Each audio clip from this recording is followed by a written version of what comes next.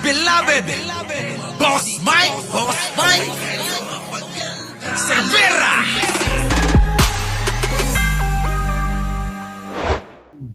Ay pala. Oh, eto mga kababayan ha. Panoorin niyo po ito. Nako, matutuwa kayo. Oh, eto na. Takpakan natin ang ating panauhin. Kasama ko sa Senado at malapit na kaibigan ko. Pakinggan natin si Senator Eme Manibalang. Si Eme Manibalang daw. Oh, para bang sinabi mga kababayan, mangga talaga, no? Eh kasi madalas natin gamitin yung manibalang, siya mangga, di ba? So, niloloko nila, Eme Manibalang. Kasi nga, di ba, mangga, gamit na gamit yung manibalang siya mangga. Oh, eto tingnan nyo, ha? At malapit na kaibigan ko. Nako, oh. Pakinggan natin si Senator Eme Manibalang. Ayan. Kita nyo mga kababayan ko? Oh, malamang pikon na pikon dito si Gasolito. Yung singlaki ng gasol, singlaki ng gasol na direktor, malamang yan, galit na galit. Eto na, pakinggan ho natin si Eme Manibalang, mga kababayan, ha? Eme Manibalang! Oh.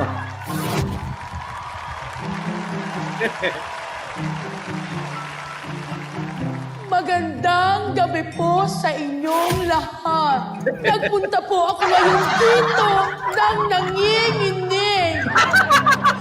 Hindi dahil sa natatakot, kundi dahil nahihiya.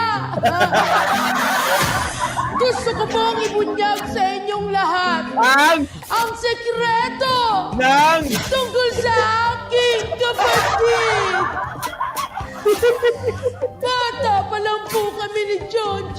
Ay, John! Kapatid ko na!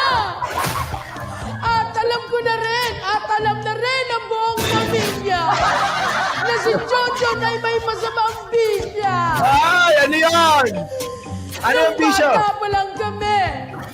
At dahil po ay pang aming ama, pinabayaan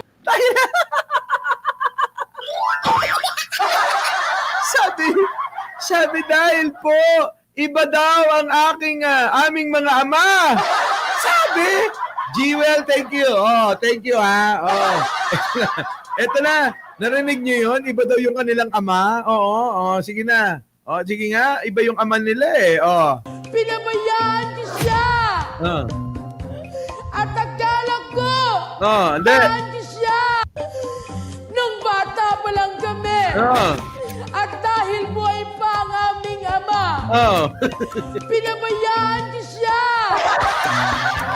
At akala ko, kapag tumanda na siya ay magiging mabuti ang lahat. Pero mali ako. Nalulong na ang kapatid ko sa junk food.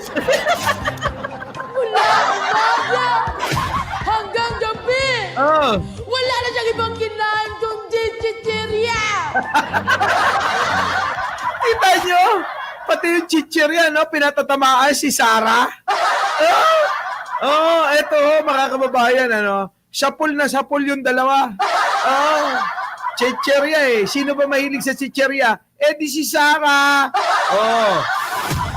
Hindi man lang siya tumikim ng mga healthy food. Tulad ng prutas. Ayan! Samantalang ako, prutas ang gusto ko. Gaya ng mangga. Araw-araw mangga ang kinakain ko.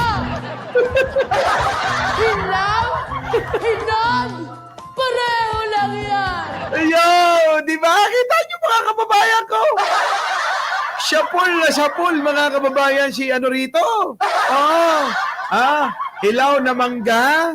Ano yun? Eh di, kahit daw hinog o hilaw, parehas lang daw yung mangga.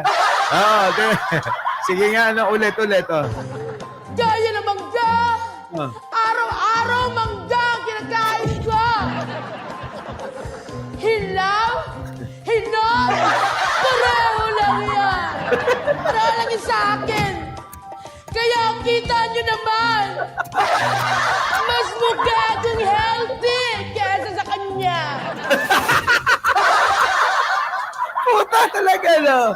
Mga kababayan, ano? Iba! Iba! Natatawa yung mga artista, oh. Tuwan-tuwa yung mga artista. Oh, tuloy! Grabe ang pagkasugapan niya sa junk food. Minsan ako pa nga ang naglilinis ang pinagkainan niyang french fries. At kaya ako narito sa harap ninyong lahat. Ay! Dahil naghahangad ako ng katotohanan at ng transparency. Putang natutuwa ako Para rito. sabihin na masakit ngunit kailangan. Bilan na niya ang potato chip. Bilang ate, Kabukan, no? responsibilidad ko po ito. Kaya dala-dala ko ngayon ang pinakamabigat na pasanin ko sa buhay. Isang grocery na bag ng mangga para subukan siyang baguhin. At dito ko na po tinatapos. Mabuhay ang katotohanan! Mabuhay ang kapayapaan! At mabuhay ang mangga! Mangga!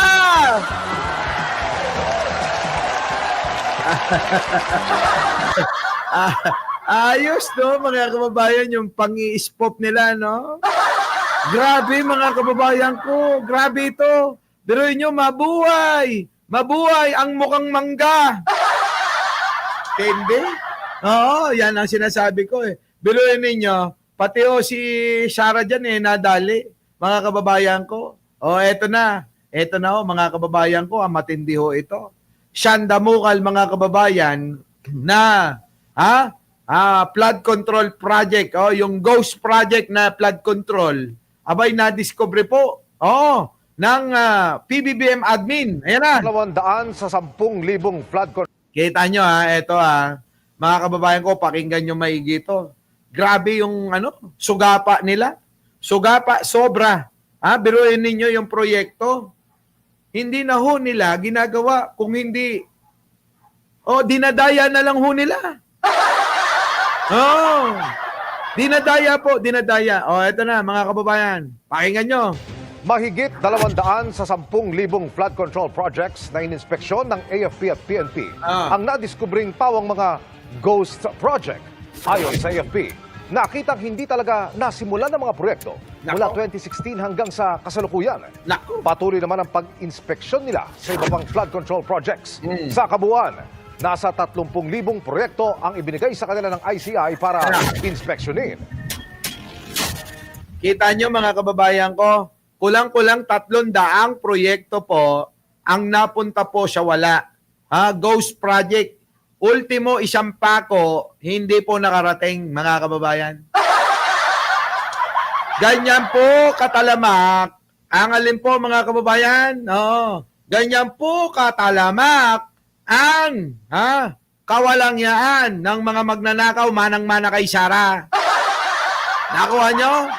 Biruin ninyo, kulang-kulang 300 na flood control project. Yung pong kanilang kinamkam, ninakaw, winalangya, binastos tayong mga Pilipino. Ito hong kagaya ni Sara Duterte. Diba? Ay mga kababayan ko, tulad doon ni Sara Duterte.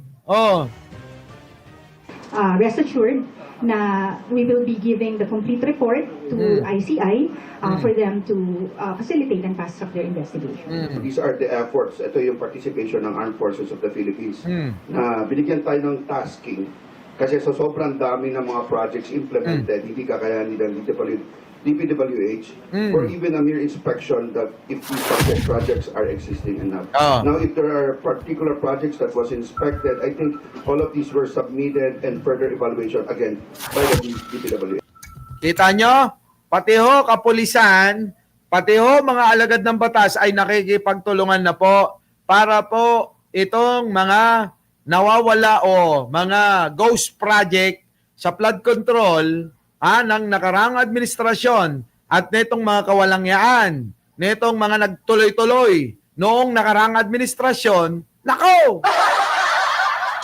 Di ba? Yun na nga, mga kababayan ko. Yari na.